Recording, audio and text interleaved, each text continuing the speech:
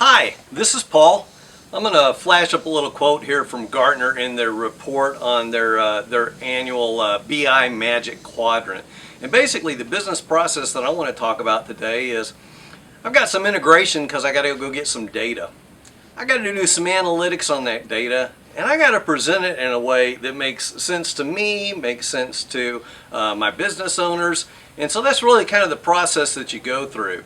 As I look at this quote, if I'm trying to figure it out, I really think what it's basically saying is, we need to be able to do this process in a business-driven way as far as not having to get IT involved in the whole process. And let's throw the word in agility as much as we can to make it sound important and make the document a lot longer.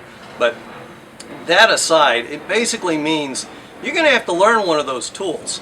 And so today, if we look in the upper right-hand corner of the 2x2, I'm going to pick two of the tools, Qlik and Tableau, take some simple data, and just kind of walk you through some testing and some thinking on how would I go about picking between those two tools. I'm not going to do the jump through every move that the tool makes. There's other YouTube videos that can do that. They're sometimes easy, sometimes hard to kind of follow, but I'm not going to just do another hard to follow video for you. Hopefully this is going to be short. I'm going to show you some of the issues that I ran into along the way that you'll need to consider when you're picking between these two tools.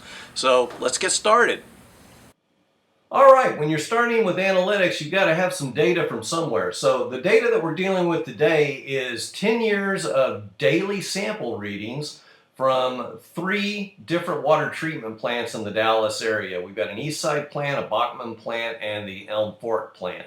And they gave us this data in an Excel spreadsheet, and it came out of their system where the issue is really the date is spread into 3 fields. And our problem that we're going to deal with is the month is in human readable format. Great for an Excel spreadsheet, not so good when you're trying to process data in some of the analytic and visualization tools. So we have to do a little pre-processing on that. We'll talk about the 2 techniques that we use for Tableau and Qlik in dealing with converting that date field. The other issue that we've got is we're missing some data. The Bachman plant didn't actually come online until June of 2006, and we start back in 2004. So we're going to be missing some data here where we're dealing with nulls in that field. The other field that we deal with is our plant. It's basically offline at that point, which meant either they had the plant down for maintenance for some reason, or they couldn't collect data on those days for some reason. But basically it means we got a stream of numbers that we're dealing with, and all of a sudden we hit a text field. So we'll take a little look at kind of what happens with that data. Oh, by the way, the picture that flashed by while we're talking is actually the Highland Park plant in the DFW area, which is its own municipality, and they elected, over 30 years ago to never add fluoride to their water. Okay, in the cloud version of Qlik, this is basically how you would convert those 3 fields that have the date information in it into an actual numeric date that you can programmatically use. Basically, you're using a language that Qlik provides. It's kind of a VB-like manipulation language that you use for your pre-processing. You can get some information. This is basically a date conversion template that they have. They've got a lot of names already set up in the set. You have to basically do your own mapping. Here's the ones that, take the spelled out date, convert it to a number, and then you plug it in for this piece of code.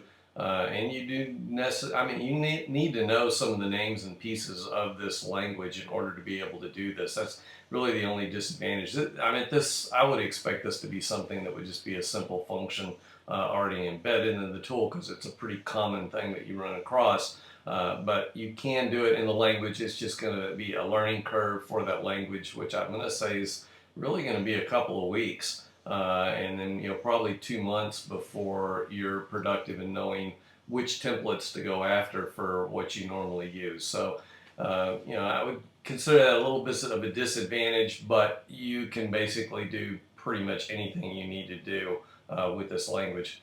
You just have to learn yet another language. Okay, this will give you an idea of where I'm kind of trying to go. This first chart that you see right here is what you can output from doing Excel charting, but I had to do a lot of pre-processing on the data to get averages by year and plot that out.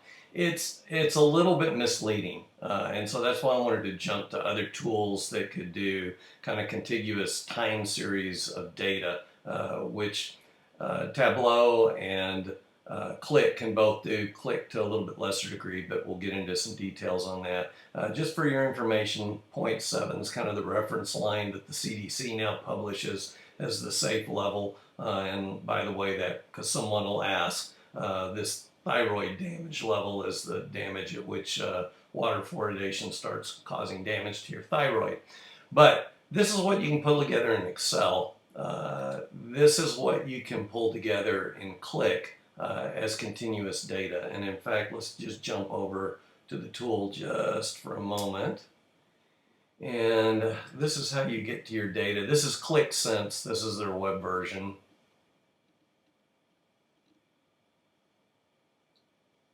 And let's look at the charts. And this is where you start seeing what some of the distinctions are. You'll see a number of times this chart. And you can, one of the things that I like is when you're kind of trying to debug what's going on and you've got a long series of 4,000 data points, you can zoom in. This blue line is our Bachman plant where you can see it wasn't online for the first couple of years. It comes online and then you get into areas down here where it also drops out. And those are those points where we have data that's text. And Qlik just interprets those as a zero value. And it'll have a descending line to zero. So if you're presenting to people, this kind of clutter can be misleading. I mean, there's a very complicated way in Qlik to get around this, and it's documented in their user form area. But it's not exactly what I was shooting for. It does, let you see it on your own, but you're kind of stuck to a degree there. So let's go back and look at our other data.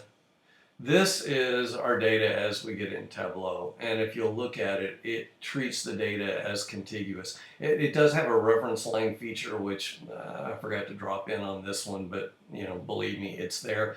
Some of the limitations, this is version 9 that I was using. They just upgraded to 10, which is why I'm not just jumping in and doing it again because I haven't worked with 10 yet. Most of the changes that it looks like they've made to 10 are cosmetic, so it can be a little bit prettier, and that was one of the disadvantages in Tableau, whereas in Qlik you can pull together some visualizations really quick that look nice. And there's things like in Tableau, this legend, you've got like 3 choices of where it's going to go. But for the most part, you can interpret it. The other issue that I ran into with Tableau, and I'm using the Mac environment, there's an undocumented feature or bug. You decide. Actually, it's a bug. When you try to install on the Mac under the last 2 OS releases, you'll start to install and it'll lock up. And it is undocumented on the site, and it took me a while to figure it out. And I have to admit, talking to their support people, they were very supportive. But there's a Facebook plugin that the Mac includes, whether you use Facebook or not, that it puts in the user live. That for some reason Tableau conflicts with that library, so you basically got to delete it. But that was really the only thing that I ran into with Tableau. Tableau is not as intuitive as Qlik, and that's just in my opinion, but there's plenty of YouTube videos out there on both that can kind of take you through your use. Both tools allow you to connect data for live updates. So let's just assume that your feed is this constant spreadsheet that comes in. You can have it update all of the reports or all of the analytics and visualizations that you have created on an ongoing manner. And I know with Qlik, having users that subscribe to that stream, is a very effective way of collaboration. You know what? Let me hop over and show you one other thing that I can say that I like about Qlik is, let's go in. This is basically their stock analysis that comes with their web environment, Qlik Sense, when you pull it up. And, you know, yeah, that's about the speed of it. Let's pull up this dashboard. Putting together a dashboard like this, once you know the tool, I mean, you know, actually, even if you're kind of getting up to speed on the tool, you can pull together something like this very quickly. What I need to point out is, you know, you're only talking one or two measures here. When you get into multiple data sets, that's usually where you find some more of the challenges with Qlik. It's not impossible, but you're going to spend some time in the user forum kind of figuring that out. So in summary, basically, if you want something you can share and collaborate that is an easy transition from Excel and has zero entry cost, then look at Qlik Sense.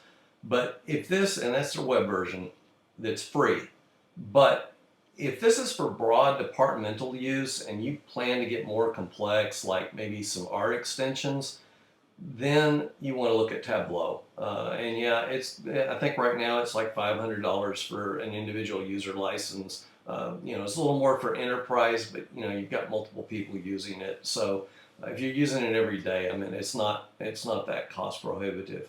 But again, like I showed you, if you need quick KPIs and graphs that are two-dimensional, look at Qlik. If you are an everyday user and this is a departmental tool, you will be spending some money either way. And I believe that you'll see productivity increases that are exponential the longer you use the tool by investing in Tableau. But again, if you're a casual user, you want some free access, your data sets are, you know, somewhat two-dimensional and limited, then, you know, invest some time in learning Qlik. Thanks. If you got any questions, put them below. Might have gotten one or two things wrong, so I invite comments.